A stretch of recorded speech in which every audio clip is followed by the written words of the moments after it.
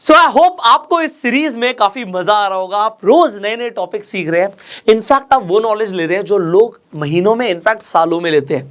एक ही बार में 21 डेज के सीरीज के अंदर आपको वो सारे टॉपिक सीखने को मिल रहे हैं जो आपके लिए हाईली इंपॉर्टेंट है, सिग्निफिकेंट है, आपकी रियल लाइफ में काफी काम आने वाले हैं। एंड आज एक ऐसा टॉपिक है जो हाईली इंपॉर्टेंट है, हम कई बार बात कर चुके हैं, and that is volume analysis. आप याद कीजिए, जब हमने ब्रेकआउट ब्रेकडाउन ट्रेडिंग की बात करी तब हमने बात करी थी वॉल्यूम की, कि आपको वॉल्यूम चेक करना है। आपको जब हमने बात करी कि कोई कैंडलस्टिक का पैटर्न बनेगा तब वॉल्यूम चेक करना है। अगर आप चार्ट्स देख रहे हो और चार्ट पे कोई पैटर्न बन रहा है, अगेन ब्रेकआउट आ रहा है, कंटिन्यूएशन पैटर्न है, रिवर्सल पैटर्न है, हर बार वॉल्यूम की इंपॉर्टेंस है। सो जब वॉल्यूम की इतनी इंपॉर्टेंस है तो वॉल्यूम में देखना क्या होता है, आइए इसी के एनालिसिस कर लेते हैं।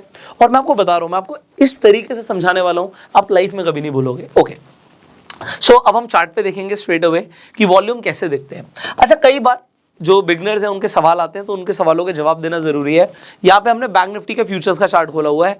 अब यहाँ पर जो भी चार्ट पर बना हुआ है, आप जितने भी इंडिकेटर्स देख रहे हो हमने ऑलरेडी कवर कर लिए हैं आपके लिए। ओके, सुपर ट्रेंड देख रहे हो, पिवट देख रहे हो, वॉल्यूम देख रहे हो, तो ये वो इंडिकेटर्स है जिनके ऊपर हम पहले बात कर चुके हैं। So I hope you already know about them. Now जब हम बैंक निफ्टी के फ्यूचर्स की बात कर रहे हैं, नीचे हमें वॉल्यूम दिख रहे हैं। अच्छा, स्टॉक्स में वॉल्यूम दिख जाते हैं। अगर आप HDFC बैंक यहाँ पर एग्जांपल के लिए देखते हो, आपको नीचे वॉल्यूम दिख रहे हैं। आप ITC देखते हो, आपको वॉल्यूम दिख रहे हैं। सो वॉल्यूम आपको यहाँ पर दिख रहे हैं। इसका सिग्निफिकेंस क्या मैं आपको बताने वाला हूँ। बट जैसे आप इंडेक्स के चार्ट पर आ जाते हो, एग्जांपल निफ्टी पे खोल लेते हो, तो वॉल्यूम नहीं दिखते। तो कई सारे लोग बोलेंगे सर हम निफ्टी बैंक निफ्टी का चार्ट खोलते हैं, वॉल्यूम तो नहीं दिखते। तो आपको क्या करना है, आपको निफ्टी या बैंक निफ्टी के फ्यूचर्स पर जाना है। सो अगर आप फ्यूचर्स पर जाओगे तो आपको वॉल्यूम दिखेंगे। सिमिलरली अगर आप बैंक निफ्टी में ट्रेड करते हो, सो आप बैंक निफ्टी का फ्यूचर्स का चार्ट यहाँ पे डायरेक्टली खोल सकते हो। सो आप बैंक निफ्टी लिखोगे एंड आपके पास यहाँ पर 3 ऑप्शन आ जाएंगे अलग अलग एक्सपायरी के हिसाब से। सो मंथली एक्सपायरी होती है फ्यूचर्स में, हम आगे सीखेंगे फ्यूचर्स के बारे में भी। सो अभी मैंने बैंक निफ्टी का फ्यूचर्स का चार्ट लिया हुआ है, नीचे आपको वॉल्यूम दिख रहे हैं। अब वॉल्यूम हमने बोला हमेशा जब भी आप कोई भी ब्रेकआउट ट्रेड करने वाले हो, अब चाहे वो सपोर्ट रेजिस्टेंस का ही ब्रेकआउट हो, सिंपल पिवट हमने लिया हुआ है आपको सिखाने के लिए, समझाने के लिए, तो आपने वॉल्यूम देखना है।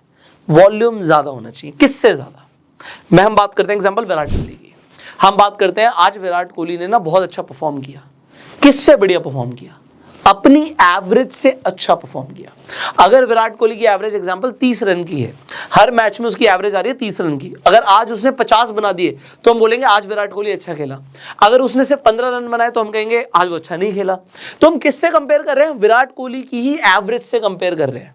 सिमिलरली जब हम बोलते हैं कि वॉल्यूम अच्छे हैं, वॉल्यूम बढ़ रहे हैं, तो कैसे पता लगता है? हमने सिंपली एक इंडिकेटर लिया हुआ है वॉल्यूम का। ये देखिए मैं यहाँ पे आपको दिखा रहा हूँ। ये वॉल्यूम को अगर मैं हटा दूंगा, नीचे से हट गए, जैसे ही लगा दूंगा आ गए। अब वॉल्यूम की आप सेटिंग पे जाएंगे, कई लोगों को ये दिखेगा नहीं एक बार में। आप जब सेटिंग पे जाएंगे, यहाँ पर आपको दिखता है वॉल्यूम की मूविंग एवरेज। सो हम एवरेज से बढ़िया की बात कर रहे हैं कि वॉल्यूम अपनी एवरेज से अच्छा है। सो यहां पर एक नीचे लाइन आ जाएगी आपके लिए। अब आपने बस एक ही चीज देखनी होती है कि जब वॉल्यूम अपनी लाइन को क्रॉस कर रहा है, मतलब किसकी लाइन को? एवरेज की लाइन को, तो वॉल्यूम अपनी एवरेज से अच्छा है।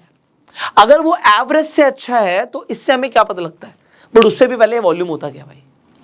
ठीक, तो हम बिल्कुल स्टार्टिंग से समझते हैं चीजों को। अब हम बात करेंगे, भी मैं आपको दिखाऊंगा एग्जाम्पल।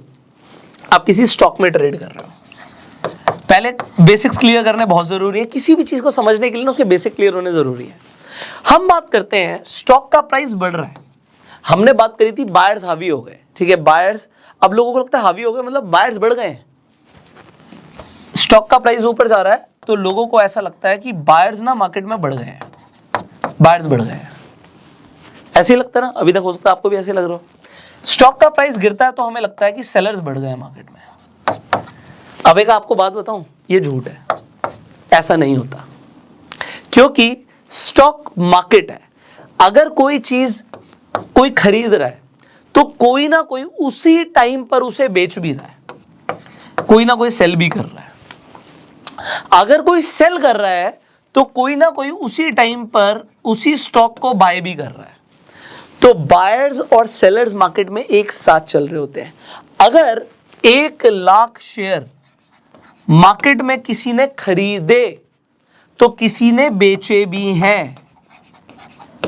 कि ऐसा हो सकता है एक बड़ा प्लेयर आया, उसके पास 1 लाख शेयर थे, एक ही बंदे के पास, यहाँ पे पर्सन वन है, उससे फर्क नहीं पड़ता हमें ट्रेडेड क्वांटिटी देखनी होती है। सो उसने एक ही बंदे ने आके शेयर बेच दी और हो सकता है 10 लोगों ने 10-10 हजार क्वांटिटी खरीद ली, तो बात बराबर आ गई। यहां पे एक ही बंदे ने बेच दी, उसी टाइम पे खरीदने वाले हैं। अच्छा, शेयर का प्राइस लगातार गिरता जा रहा है, ठीक है, मतलब सेलिंग आ रही है। ऐसा है कि सेलिंग तो आ रही है बट बाय भी साथ साथ ही चल रहा है। जो बेच रहा है उसे कोई ना कोई खरीद भी तो रहा है, तो खरीदता कौन है इसका अब साइकोलॉजी हमें हमेशा समझनी होती है। हो सकता है जो बंदा बेच रहा हो उसे ये दिख रहा है यार मार्केट ना अगले 1 हफ्ते में टूटने वाली है, अगले दिन टूटने वाली है, अगले 5 दिन में टूटने वाली है, तो वो बेच रहा है, उसे डर लग रहा है। बट जो बाय कर रहा है ना, हो सकता है वो वैल्यू इन्वेस्टर हो, वो कहे यार प्राइस ना बड़ा कम हो गया है, मैं तो यार 5 साल के लिए इन्वेस्ट कर रहा हूँ, 2 साल के लिए इन्वेस्ट कर रहा हूँ, 10 साल के लिए इन्वेस्ट कर रहा हूँ। तो इनकी साइकोलॉजी अलग ही है। मार्केट में एक ही टाइम पर सेलर को लग रहा है कि मैंने ठीक किया, मैंने सही टाइम पर बेच दिया, और बायर को ठीक लग रहा है कि मैंने सही प्राइस पर खरीद लिया, दोनों को ही लग रहा है वो सही है, और ये ट्रांजैक्शन साथ में हो रही है और इससे जनरेट होता है वॉल्यूम। सो वॉल्यूम का मतलब ये होता है। अब वॉल्यूम की एनालिसिस का मतलब क्या है?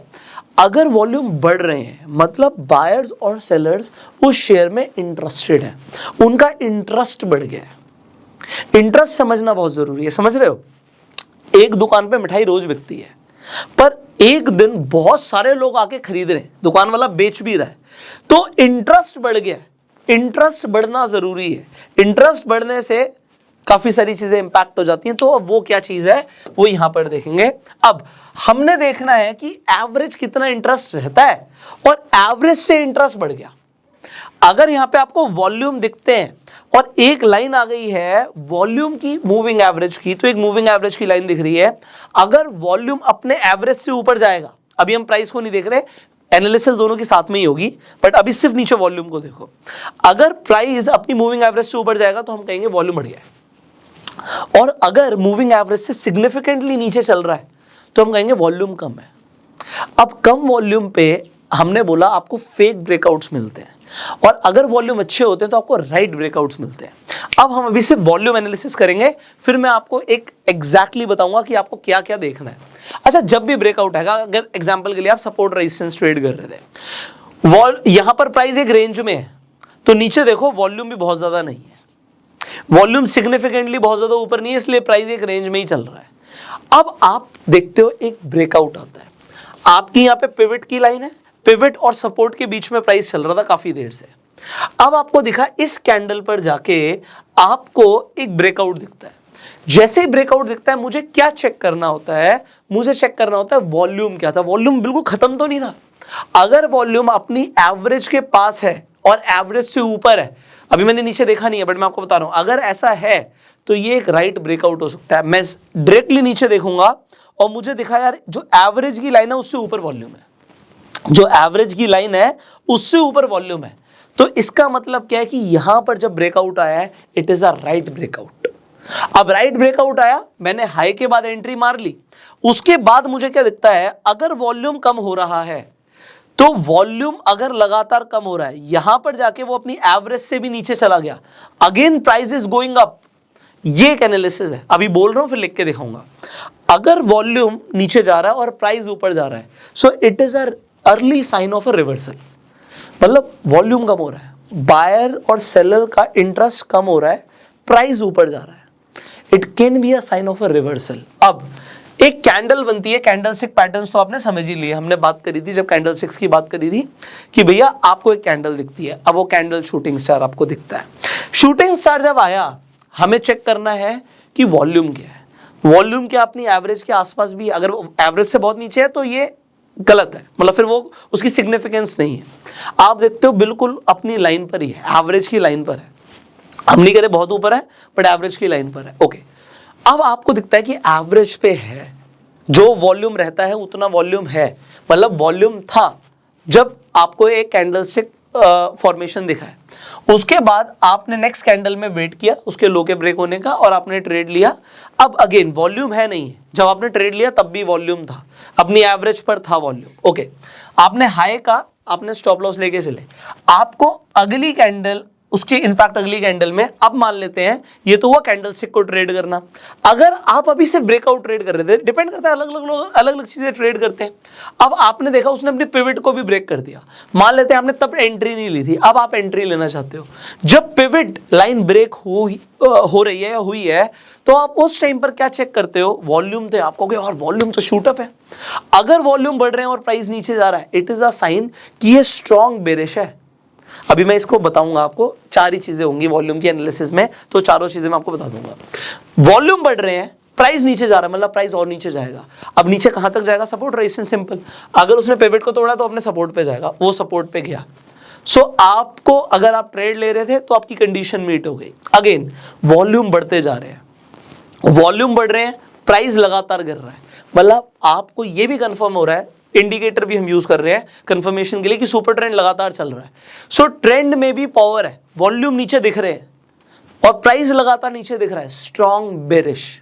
स्ट्रॉन्ग बेरिश का मतलब है कि बहुत तेजी से प्राइस नीचे गिर रहा है। अब हमने जो यहां पर देखा, इसकी एनालिसिस क्या बनेगी, इसकी एनालिसिस बड़ी सिंपल सी है। हमारी चार कंडीशंस है, वो चारों कंडीशंस हम समझ लेते हैं। नंबर वन कंडीशन कि भैया जब हमने देखा हमें प्राइस और वॉल्यूम दो चीजें समझ आई हैं।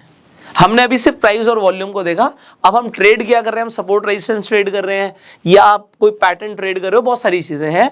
अगर प्राइस आपको लगातार ऊपर जाता हुआ दिख रहा है और वॉल्यूम भी ऊपर जाता हुआ दिख रहा है, इसका मतलब होता है ये बुलिश है और ये स्ट्रॉन्ग बुलिश है।